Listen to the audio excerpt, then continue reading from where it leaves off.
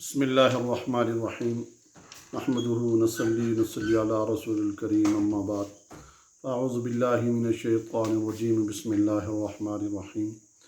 बहुत सारे अहबाब, बहुत सारी मेरी बहनें परेशान हैं रिश्ते के हवाले से, और बहुत सारे मेरे भाई भी, और वो रिश्तों के हवाले से परेशान होते हैं कि रिश्ता होता है, टूट जाता है, या कभी मंगनी नहीं होती, और एक दफ़ा देखने, दो दफ़ा नहीं, तीन दफ़ा नहीं, चार दफ़ा नहीं, बार बार ये बात हो रही है।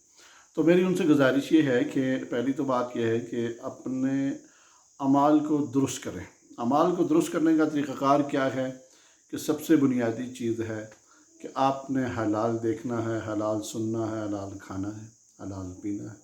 तो ये सारी की सारी चीज़ें जिस वक्त आप अल्लाह से रुजू कर लेंगे, अल्लाह से अपना ताल्लुक़ बना लेंगे, अल्लाह से रब्ता कर लेंगे, तो उसके बाद फिर मैं आपको एक वजाहत बता दूं कि आपने इस वजीफ़े को पढ़ना है, किस तरतीब के साथ, किस तादाद के साथ पढ़ना है।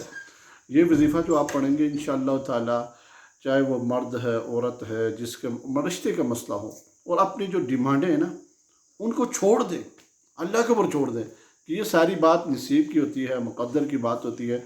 हमारे यहाँ ये बड़ा एक गलत रवाज शुरू हो गया है कि हमें रिश्ता वो चाहिए कि जिसके पास पैसा हो।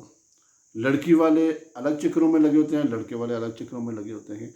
और भाई, ये जो दौलत है, ये पैसे हैं, ये नसीब की मुक़द्दर की खेल होता है, ये इंसान के बस में नहीं होता।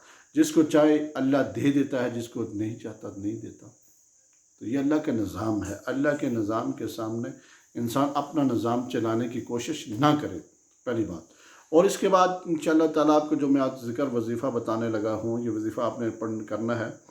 उस वजीफ़े को करने के तरीक़ाकार भी इंशाअल्लाह ताला आगे आप मेरी पूरी वीडियो देखेंगे तो आपको एक तरतीब समझ आ जाएगी पढ़ने कैसे है, ठीक है। और उसमें ये क्या है कि पहली बुनियादी चीज़ यह है कि नमाज की पाबंदी करें। अगर मर्द है तो वो मस्जिद के अंदर जाके अल्लाह से रुजू करे, अल्लाह से मांगे, बाजमात नमाज अदा करे। और औरतों के लिए घरों के अंदर नमाज की पाबंदी करनी चाहिए, और नमाज, तहज्जुद, तवाबीन, ये चीज़ें ज़रूरी हैं। जो मैं आपके सामने ये बातें रख रहा हूँ, ये आप करेंगे तो तब जाके आपके मसाइल हल होंगे। फिर उसके बाद अगर कोई मसला होता है तो फिर आपको बुनियादी चीज़ क्या करना है कि अव्वल आखिर 11 मरतबा दुरूद शरीफ पढ़ना है नमाज फ़जर के बाद, ठीक है। या ज़ुल जलाली वल इकराम 312 मरतबा पढ़ना है, ठीक है। एक इशा का टाइम, एक फ़जर का टाइम, ये दो टाइम रख लें।